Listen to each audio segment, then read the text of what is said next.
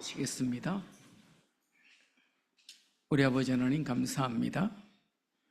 하나님 앞에 첫 주일부터 마지막 주일까지 주를 찬양하는 그 일에 성가대원이 되어서 충성을 다한 주의 종들을 기억하여 주옵시고, 하나님 또한 우리가 주님 앞에 서는 그날까지도 늘 주를 찬양하며 믿음으로 서게 하시며 하늘나라에서도 주의 이름을 찬양하는 찬양대원이 되도록 축복하여 주옵소서. 오늘 이 시간에도 하나님의 말씀을 대언합니다.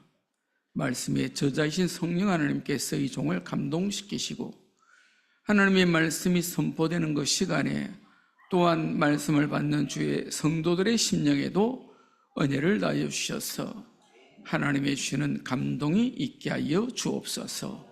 예수 그리스도 이름으로 기도하옵나이다. 아멘. 오늘 들어오시면서 주보도 받으셨지만은 성경 읽기 표도 한 장씩 받으셨죠? 못 받으신 분 손 들어보세요. 나는 못 받았습니다 이러면 안 됩니다. 다 드렸고 또 저 뒤에 비치해 놓을 테니까 가져가셔서 체크를 하시면서 성경 읽기를 해주시길 바라고, 다음 주일 오실 때는 지금까지 읽은 성경 읽기표를 제출해 주세요. 별건 아닌데 그래도 맛은 보라고. 천국에 가면 상을 많이 받겠지만은 이 땅에서도 조그만 상을 드립니다. 지금까지 결과는 참 상이 좋더라, 그런 얘기를 들었어요. 좋은 상이니까 제출하셔서 받으시길 바랍니다. 계시록 1장 3절에 그렇게 말씀합니다.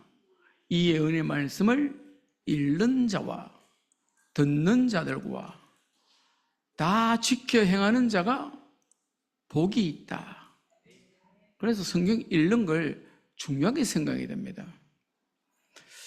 제가 총신 신대원 다닐 때에 설교학을 가르치는 교수님이 박희천 교수님이에요.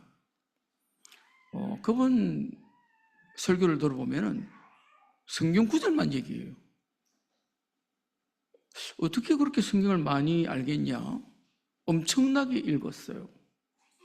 이분이 평양신학교도 1년 반을 다녔대요. 그리고는 이제 피난 내려와서 피난교회가 부산이었으니까 부산의 고신대학도 좀 다니다가 그 다음에 미국의 웨스트민스터 신학교에서 석사학위 받고, 미국에 또 칼빈 대학이라고 있거든요. 거기서도 공부하다가 들어오셨는데, 서울에 내수동이 있습니다. 내수동 교회 담임 목사가 되었어요. 그때에 거기 청년들이 엄청 모였습니다. 왜냐니까 좀 다르거든요. 아니, 목사님이 설교하는데 성경을 구약부터 신약까지 그야말로 찾아서 메시지 하는데 그게 감동되는 거예요. 그 제자 중에 사랑의 교회 오정년 목사였습니다. 그 제자 중에 합동측 총회장 했던 오정년 목사 동생 오정호 목사도 있습니다. 저도 그때 그 얘기를 들었거든요. 내수동 교회 대단하다, 청년들 대단하다. 이분이 미국에서 신학교에서 공부할 때 어느 날 같이 공부하는 학생 하나가 너무 즐거워하는 표정으로 내가 이제 성경 이제 일독했다, 일독 하면서 막 너무 기뻐하더래요. 박희천 목사님 너무 놀랐답니다. 박희천 목사님은 21살 때 그 목사님 성함을 잃어버렸는데 어떤 분을 만났는데 그분이 그렇게 말씀하시더래요. 성경 읽어야 된다. 계속 성경 읽어야 된다. 왜냐하면 그 설교자가 성경을 말하는 거지 무슨 여기서 주식 투자 얘기하는 거 아니잖아요. 여기서 건강학 개론을 말할 겁니까? 인생학을 말할 거예요. 성경 말씀 전할 거 아닙니까? 계속 이분에게 도전을 받아서 성경을 읽는데, 그분이 박희천 목사님에게 자극을 줬던 그분이 계시록을 10,000번을 읽었다네요. 빌립보서를 700번인가 읽었대요. 그래서 이분이 성경을 읽는데 하루에 몇 시간 읽느냐? 11시간 반. 이제 나이 60대고 70대니까 조금 힘이 딸리잖아요. 7시간 반. 성경 읽는 게 나는 그분이 돌아가신 줄 알았어요. 아직 살아계시더라고. 내년이면 100세더라고. 지금도 6시간 반. 눈은 잘 보이시는지 잘 모르겠어요. 계속 그렇게 읽습니다. 저와 여러분들이 뭐 박이천 목사님처럼 될 것까지는 없습니다. 박이천 목사님 제가 생각할 때는 한국 교회에서 유일한 분이에요. 정말로 성경에 대해서는 유일한 분. 그분이 설교학을 가르치는데 시험이 뭐냐? 5분 설교예요. 신학생들 한 번에 100명씩 4반인데 한 번 5분씩 설교하는 거예요. 제가 들은 얘기가 있잖아요. 이분은 성경대로 설교해야 점수 준다. 그래서 꾀를 좀 냈습니다. 성경에 예수님이 씨 뿌리는 비유를 하고 난 다음에 풀이도 다 해주잖아요. 풀이. 그 뒤에 보면 풀이를 다 해주거든요. 그거 그대로 했습니다. 5분 설교인데 뭐 딴소리 할 게 시간이 어디 있어요. 성경에 있는 그대로 했습니다. 100점. 왜 성경대로 들었으니까. 맞습니까? 성경대로 하면 여러분 인생도 100점이에요. 우리 삶이 100점 맞습니다. 지금 25년, 1년 지났잖아요. 여러분 지난 25년, 1년 동안 내 인생은 몇 점입니까? 그러면 내가 살아가야 될 26년은 내 인생 몇 점 되어야 되겠어요? 우등생 되시길 바랍니다. 여러분이 점수 가져왔을 때 실망하는 점수 있잖아요. 여러분 삶이 그렇게 되지 않길 바랍니다. 여러분이 자녀들이 성적표 가져왔을 때 야 잘했다. 오늘 저녁은 치킨이다. 이 정도 점수 받으면 됩니다. 유대인들이 참 부러운 게 있어요. 정말 똑똑하죠. 유대인들이 막 경제에 대해서는 대단합니다. 그래서 지금 전 세계를 미국의 금융이 다 이렇게 움직이거든요. 근데 미국 금융을 움직이는 그 사람들이 전부 다 유대인이에요. 우리가 말하는 JP 모건이라는 그 투자 업체가 있잖아요. JP 모건 사람 이름이 그 사람 유대인입니다. 미국의 유명한 뉴스 하는데 방송사, 신문사 다 유대인들이 사장이에요. 업자입니다. 그 뒤에 또 유명한 전 세계 금융을 가지고 움직이는 사람이 있습니다. 뭐 그림자처럼 해요. 그분이 로스차일드라는 사람인데 이분이 전 세계 금융을 움직여요. 그 사람 유대인입니다. 그래서 뭐 우리 요즘은 좀 그런 분위기가 아닌데 제가 30대, 40대 이때는 유대인의 교육법 책이 잘 팔렸습니다. 그렇게 자식을 잘 키운다는 거예요. 그런데 모든 유대인의 사상과 행동과 그들의 삶의 걸음이 어디서 나왔냐? 어디서 나왔겠어요? 성경에서 나왔습니다.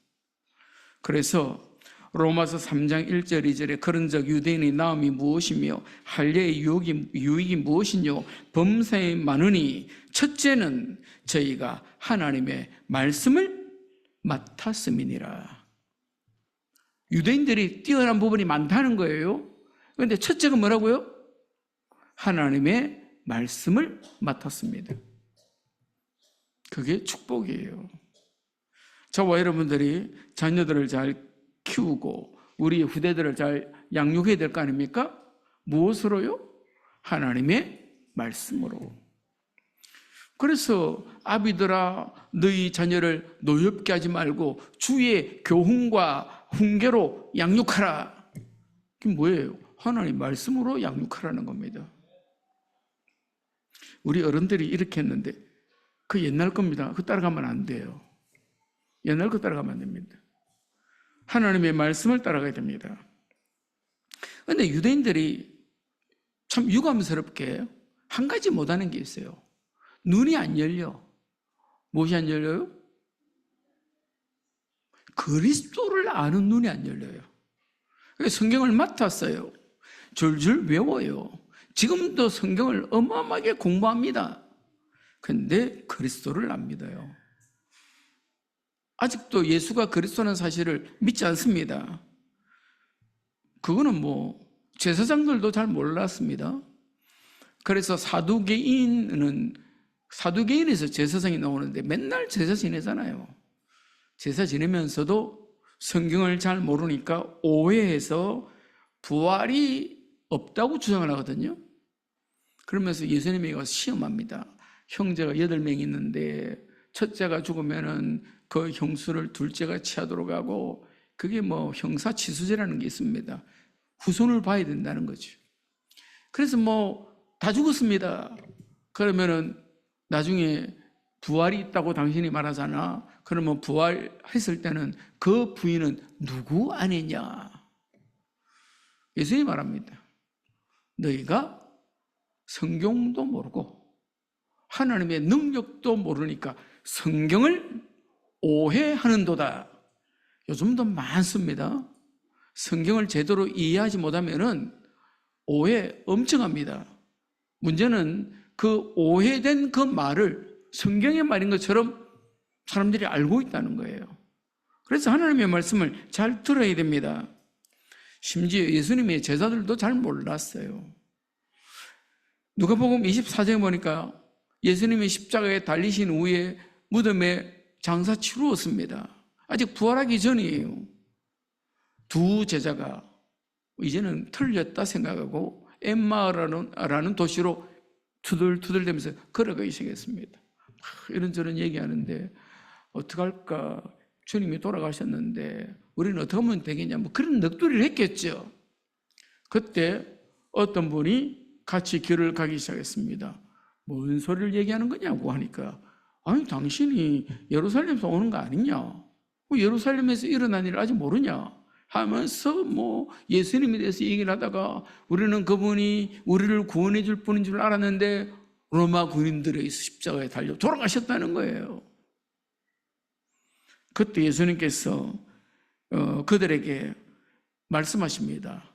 뭐라고 말하냐? 25절에 미련하고 선지자들의 말한 모든 것을 마음에 더디 믿는 자들이여, 그리스도가 이런 고난을 받고 자기 영광에 들어가야 할 것이 아니냐 하시고, 이에 모세와 및 모든 선지자의 글로 시작하여 모든 성경에 쓴 바 자기에 관한 것을 자세히 설명하시니라.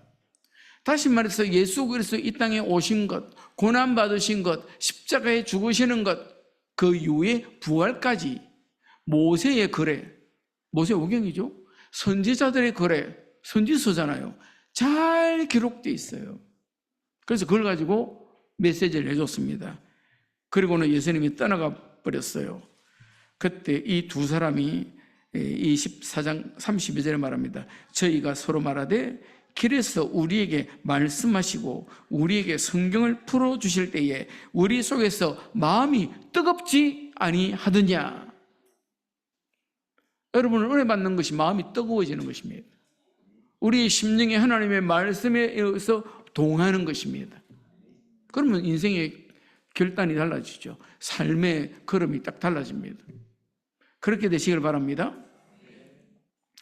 요한복음 5장 39절에 예수님께서 그렇게 말씀하십니다. 너희가 성경에서 영생을 얻는 줄 생각하고 성경을 상고하거니와 이 성경이 곧 내게 대하여 증거하는 것이다.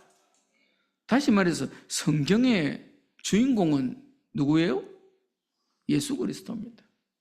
구약 성경 역시 마찬가지입니다. 오실 예수 그리스도. 신약 성경은요, 오신 예수 그리스도. 요한계시록은요, 다시 오실 예수 그리스도. 창세기도 마찬가지입니다. 계시록도 마찬가지입니다. 그래서 성경의 주인공은 예수 그리스도. 성경의 주제는 예수 그리스도를 통해서 행하실 하나님의 구원의 역사.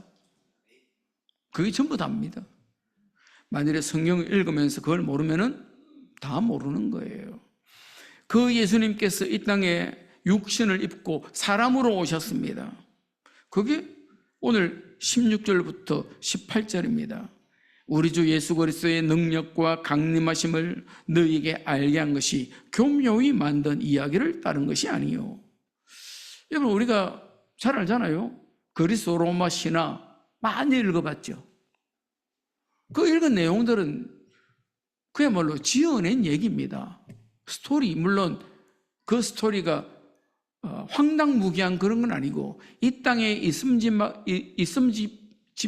것을 신을 빗대어서 하나하나 이렇게 설명을 하는 거예요. 그런데 그거는 신화입니다.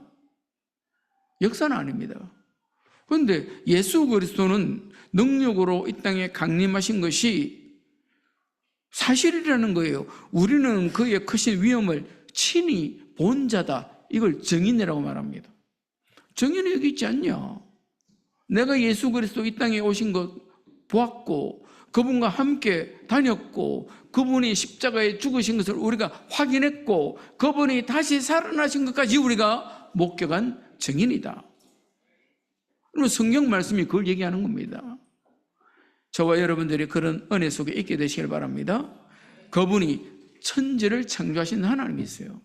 그분이 저와 여러분을 하나님 닮게 창조하신 하나님이십니다. 그분이 우리에게 온 땅을 정복하고 다스릴 복을 주셨습니다. 그분이 요한복음 1장에 보니까 말씀으로 이 땅에 오셨어요. 그래서 요한복음 1장에 태초에 말씀이 계시니라. 이 말씀이 하나님과 함께 있으니 이 말씀은 곧 하나님이시니라. 요한복음 1장 14절에는 그렇게 설명합니다. 말씀이 육신이 되어 우리 가운데 가심에 우리가 그 영광을 보니 아버지의 독생자의 영광이요 은혜와 진리가 충만하더라.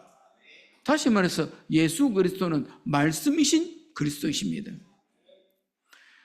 우리가 지금도 말씀으로 우리에게 임하신 그 은혜를 놓치면 안 됩니다. 그래서 17절에 말합니다. 지극히 큰 영광 중에서 이러한 소리가 그에게 나기를 이는 내 사랑하는 아들이요 내 기뻐하는 자라 하실 때에 그가 하나님 아버지께 존귀와 영광을 받으셨느니라. 이게 변화산에서 있었던 일입니다. 변화산이 몸이 변화된 그 산이라고 변화산인데 무슨 산인지는 정확하게 잘 몰라요. 확실한 거는 베드로도 올라갔고 거기에 요한도 올라갔고 거기에 야고보도 올라갔어요. 이들이 분명히 보았습니다. 예수님께서 한참 기도할 때 보니까 예수님께서 모세하고 엘리야하고 무슨 얘기를 주고받으시는 거예요. 너무 충격이었습니다. 왜냐하니까 유대인들에게 있어서는 사람 중에는 모세를 최고로 인정하거든요. 그러니까 모세를 통해서 출애굽했고 모세를 통해서 성경을 받았어요. 엘리야는 그야말로 기도에서 응답받는 표본이잖아요. 능력의 선지자잖아요. 그런데 예수님이 그들과 함께 있어요. 그때 베드로가 정신 차리고 하는 말이 선생님, 주님, 여기 초막셋을 지읍시다. 하나는 주님을 위해서, 하나는 모세를 위해서, 하나는 엘리야를 위해서 지으면 좋겠습니다. 그때 하신 말씀이 이 말씀이에요. 이는 내 사랑하는 아들이요 내 기뻐하는 자라. 저의 말을 들으라. 그랬더니요 모세도 눈에 보이잖아요. 엘리야도 눈에 보이잖아요. 오직 예수만 보이더라. 그러니까 사도들의 증언이 오직 예수예요. 자꾸 다른 얘기를 하는데 아닙니다. 예수밖에 없습니다. 장로교회는 요한 칼빈 스님 따라갑니다. 그렇다고 칼빈 틀린 겁니다. 예수님만 얘기하면 됩니다. 감리교회는 요한 웨슬레 따라가죠. 웨슬레, 우리 선생님 웨슬레, 훌륭한 분은 맞아요. 그렇다고 해서 웨슬레를 믿을 필요 없습니다. 예수 믿으면 됩니다. 그 예수 그리스도께서 성령으로 역사하시는데 사도 바울은 다메섹으로 가는 길에 부활하신 주님을 만납니다. 그래서 증인이 되는 거예요. 성령 하나님께서 지금도 온 땅을 통치하시는데 말씀으로 역사하십니다. 그래서 하나님께서 출애굽 이후에 하나님의 말씀을 주시죠. 율법을 주십니다. 왜요? 아니, 가족들끼리 있을 때는 아버지 말이 법이에요. 근데 출애굽 때는요, 큰 민족을 이루었잖아요. 그러니까 서로 간에 질서가 있어야 돼요. 그 질서 유지는 뭘로 해요? 법으로 하는 겁니다. 그래서 하나님이 출애굽한 이스라엘 백성들에게 시내산 밑에서 율법을 주시는 거예요. 그 율법은 가나안 땅 들어가서도 계속 지키는 것입니다. 그런데 지키다 보니까 율법 아래에 있는 그리스도를 놓친 거예요. 그래서 예수님 앞에 이 유대인들이 와서 묻습니다. 서기관들이 와서 묻습니다. 서기관이 성경을 가장 잘 알거든요. 성경의 율법 중에 가장 첫 번째 되는 계명이 뭡니까? 예수님이 하신 말씀이 마음을 다하고 뜻을 다하고 정성을 다하여 주 너희 하나님을 사랑하라 하셨으니 이것이 크고 첫째 되는 계명이요. 둘째는 이와 같으니, 이와 같다는 말은 마음을 다하고 뜻을 다하고 정성을 다해서 사랑하는 것인데, 내 이웃을 내 몸과 같이 사랑하라. 사실 이게 10계명입니다. 1계명부터 4계명까지가 하나님을 사랑하라는 거예요. 5계명부터 10계명까지가 이웃을 사랑하라는 것입니다. 그래서 기독교회를 사랑의 종교라고 말하잖아요. 저와 여러분들이 서로 사랑으로 바라보지 않으면은 성도가 아니죠. 좀 내 마음에 안 드는 사람이 있습니다. 우리 집 사람하고도 뭐 저하고 다 똑같지 않습니다. 요즘 음식을 이렇게 해주는데 너무 맵고 짜고 김치찌개를 하는데 너무 진해요. 내가 나이가 들어서 그런지 감당하기 어려워. 그러면 이제 김치찌개를 좀 덜어 놓고 거기다 물을 한 2컵 넣고 끓여서 다시 끓여서 먹습니다. 감당이 안 되니까. 근데 뭐 내가 좋아하는 줄 그러는지 맨날 그렇게 끓여요. 얼마나 맵게 끓이는지 나는 감당이 안 돼. 나는 잘 안 먹어요. 그런 거 너무 매운 거. 똑같을 수 없죠. 어떻게 똑같겠어요. 우리 아버지 어머니도 얼마나 다른지. 우리 아버지는 함경도에서 피난 내려왔는데도 추운 걸 못 견뎌요. 따뜻해야 잠을 잡니다. 우리 어머니는 열이 치는지 시원해야 잠을 잡니다. 한 이불 덮고 자겠습니까? 딴방에 자더라고. 난 왜 그러냐고 했더니 같이 못 잔다는 거예요. 우리 장인 장모님 얘기도 했죠. 우리 장인은 얼마나 밀가루 음식을 좋아하는지 데이트할 때도 국수 먹으러 가는 거예요. 우리 장모님은 밥을 드셔야 돼. 국수 안 먹어. 그러니까 밥집을 2번 가는 거예요. 국수 먹으러 갔다가 밥집 갔다가. 그것도 참 대단하시더라고요. 다릅니다. 그건 틀린 게 아니잖아요. 뭐 식순 따라 가는 거지 뭐 그걸 어떡하겠어요. 그리스도로 끝나는 겁니다. 그리스도가 저분을 위해서 십자가에 지셨어요. 그리스도께서 저분을 구원하시기 위해서 피 흘리셨어요. 그런데 내가 그것다 대고 저 사람은 안 돼. 내가 주님입니까? 내가 하나님이에요?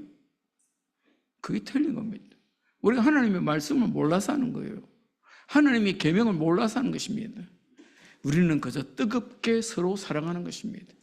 그래야 우리가 하나님의 법 아래에 있는 성도가 되는 것입니다.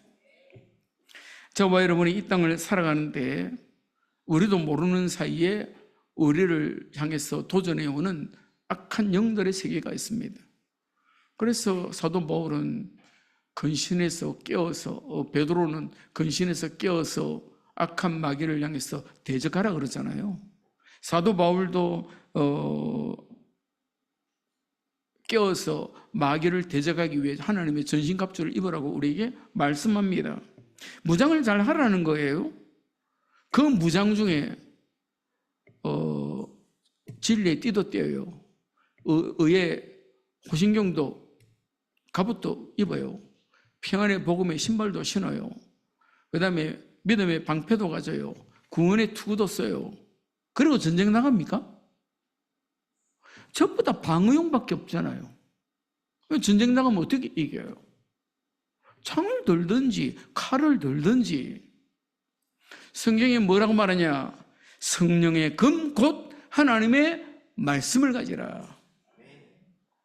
저와 여러분들이 이 땅 인생 살아가면서 하나님의 말씀의 금을 가지지 못한다. 지지는 않을 수 있어요. 방패로 맞고 뭐 어떻게 하고. 절대로 못 이깁니다. 이기기 위해서는요, 성령의 금, 곧 하나님의 말씀을 가져야 됩니다. 굉장히 중요한 말씀입니다. 지금 우리가 성경 읽기를 계속 해왔잖아요. 몇 년째 계속 하고 있는데, 지금 성경 읽은, 지난 한 주간에 읽은 범위 내에서 지금 본문이 있고 설교하는 거예요. 그러니까 우리가 하나님의 말씀으로 시작해서 말씀으로 끝내는 겁니다. 우리가 12월 31일 날 밤 11시에 여기서 송구영신 예배 드리는데, 그때도 모이는 이유는 딱 한 가지입니다. 26년에 하나님께서 주의 종을 통해서 내게 주시는 하나님의 언약의 말씀이 무엇이냐? 그게 기도 제목이라니까요. 그래서 밤 11시에 모여서 예배 드립니다. 만일에 그 말씀이 없다, 시편 119편의 고백처럼 청년이 무엇으로 그 행실을 깨끗게 하리까? 주의 말씀을 따라 삼갈 것이니이다. 하나님의 말씀 없으면 세상이 휩쓸립니다. 주의 말씀은 내 발의 등이요 내 길에 빛이니이다. 하나님의 말씀이 없으면 방향 못 찾습니다. 어떻게 이기겠어요? 똑똑한 사람 따라가면 되겠어요? 똑똑한 사람은 지하 가름도 못합니다. 그래서 영국의 유명한 극작가 이름이 생각이 안 나네요. 그분이 무덤에 묘지에 그렇게 썼습니다. 내가 우물쭈물하다가 이렇게 될 줄 알았다. 자기 묘비명에 그렇게 써놨어요. 우물쭈물하다가 내가 이렇게 될 줄 알았다. 제대로 방향 못 잡고 왔다 갔다 하다 보니까 내가 이렇게 됐다는 거예요. 여러분이 하나님의 말씀 붙잡고 인생 승리하시길 바랍니다. 그 하나님의 말씀이 내게 주신 은혜입니다.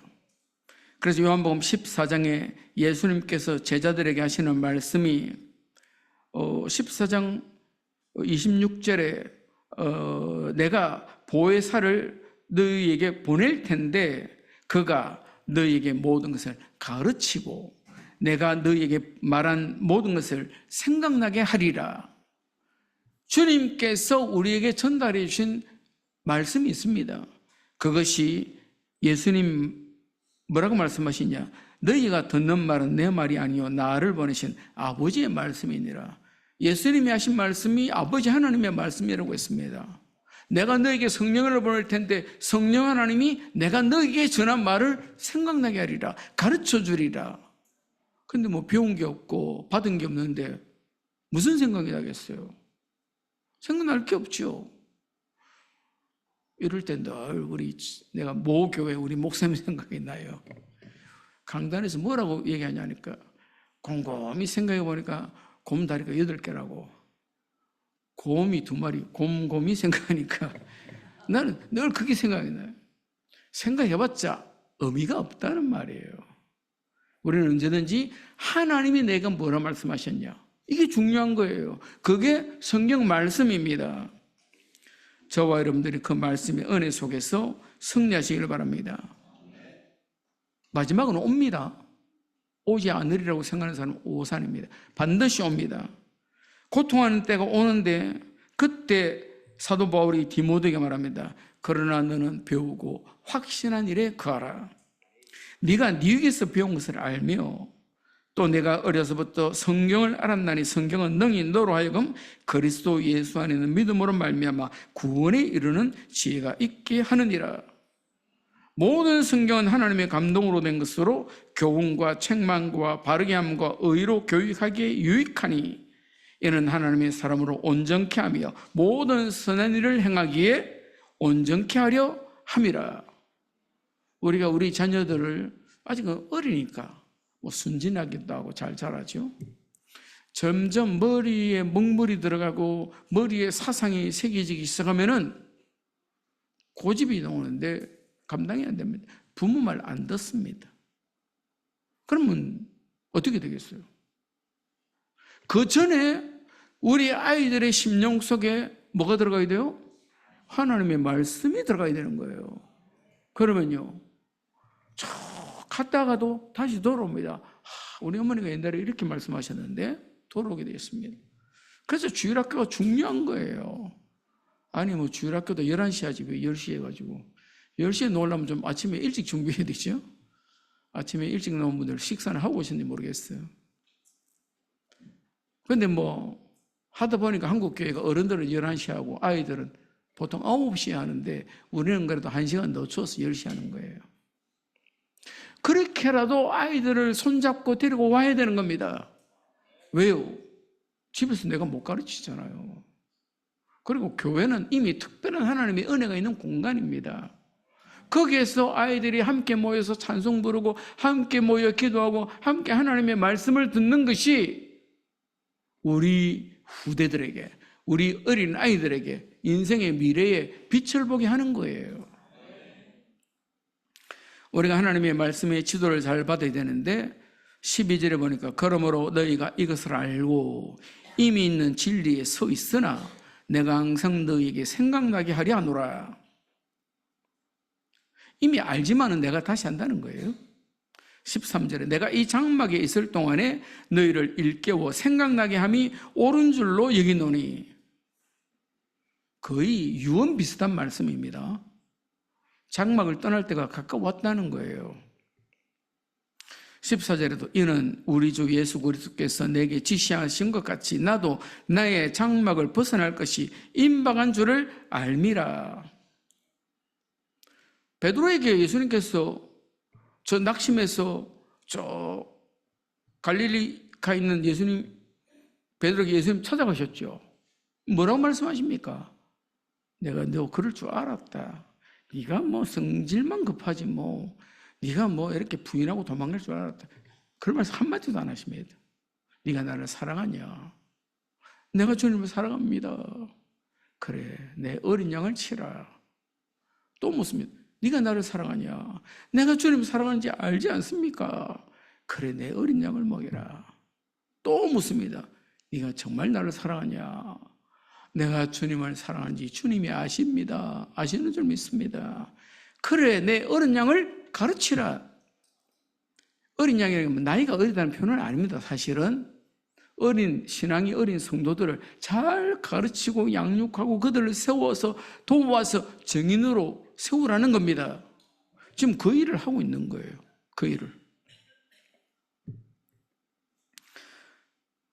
저와 여러분들이 이 베드로 사도가 이 편지를 받는 후손의 편지니까 이들을 잘 세우도록 가르치기 위해서 말씀을 전하는 것처럼 오늘날도 똑같습니다.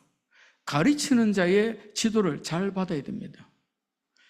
바울 사도도 사도행전 20장 31절 32절에 그렇게 말합니다.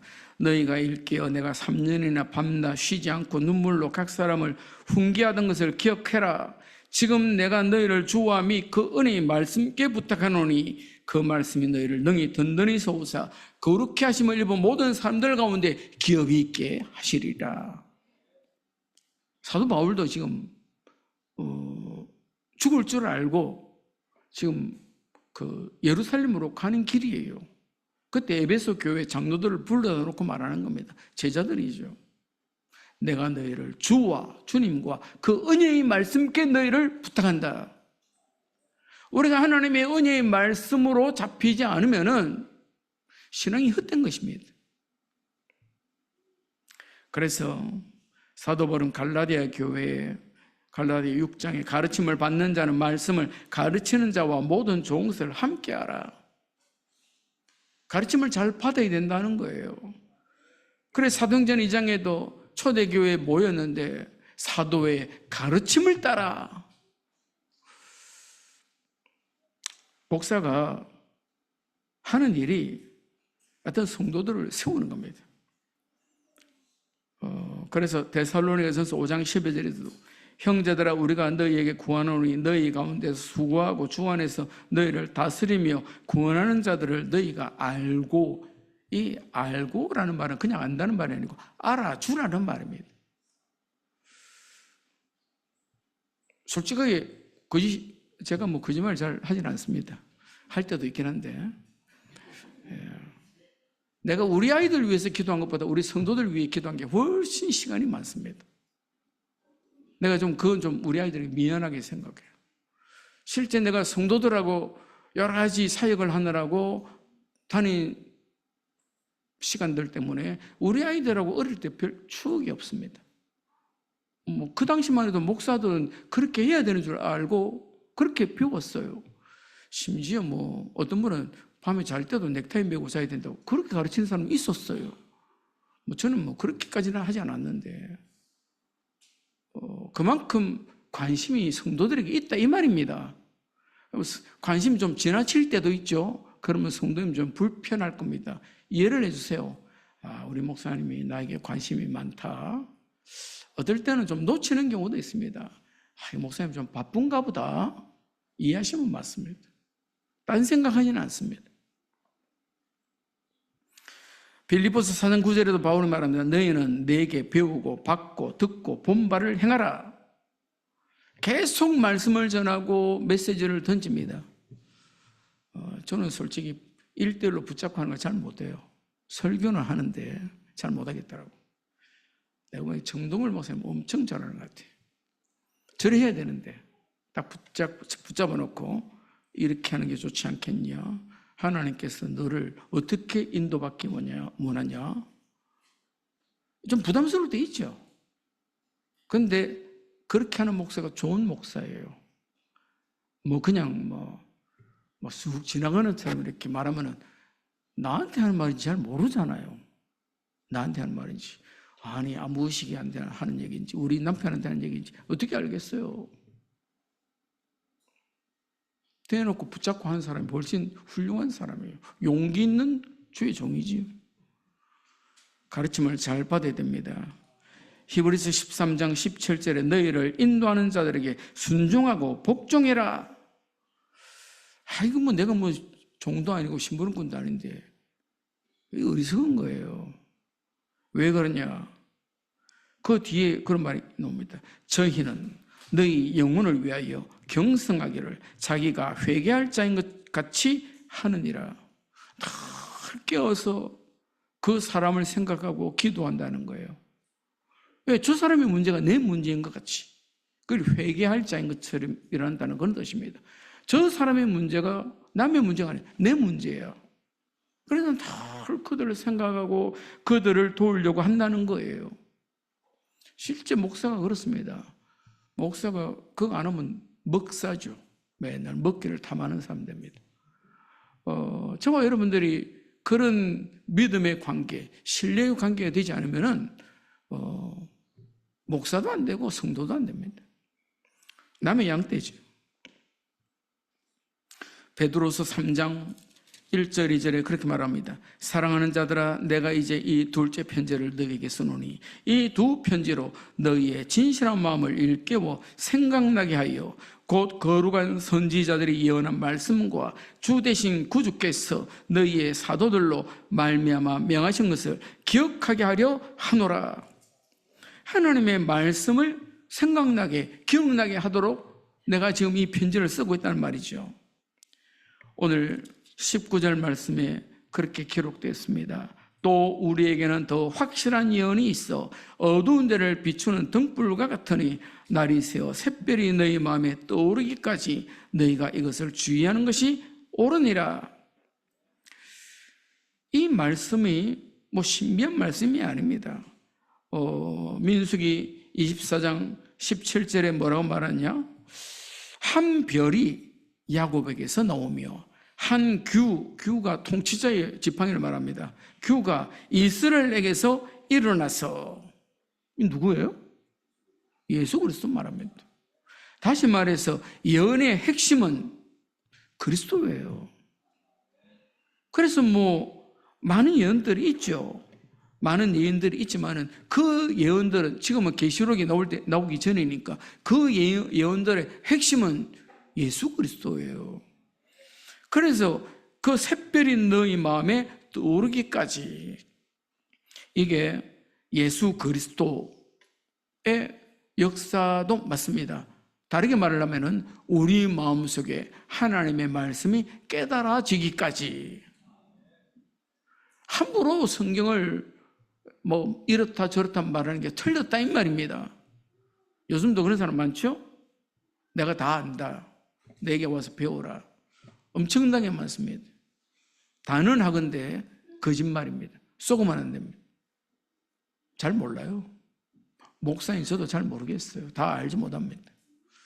뭐 심지어는 요한 칼빈도 잘 모르겠다 그랬습니다. 신학교 다닐 때 차영배라는 유명한 교수가 있었는데 그분이 한 학기 동안 책 한 권을 가지고 막 가르치다가 뭐라 말하냐, 난 모르겠다. 그게 학기 끝에 하던 말이에요. 충격받았습니다. 신학교 들어가 1학년 1학기인데 아니 그럼 교수님 모르면 누가 알아? 모르겠다는 거예요. 안다는 것이 틀린 것입니다. 저와 여러분들이 확실한 예언, 복음을 붙잡아야 되는 것입니다. 저와 여러분들이 확실한 사명, 전도와 선교를 붙잡아야 되는 것입니다. 그것을 통해서 2026년 승리하는 믿음의 성도들이 되시기를 바랍니다. 기도하시겠습니다. 우리 아버지 하나님 감사합니다. 주님께서 허락하신 은혜를 따라 우리가 말씀에 인도받게 하여 주옵소서. 말씀이 성취되는 현장에 서게 하시고 말씀의 역사가 일어나는 그곳에 주역되는 축복이 있게 하여 주옵소서. 예수 그리스도 이름으로 기도하옵나이다. 아멘. 우리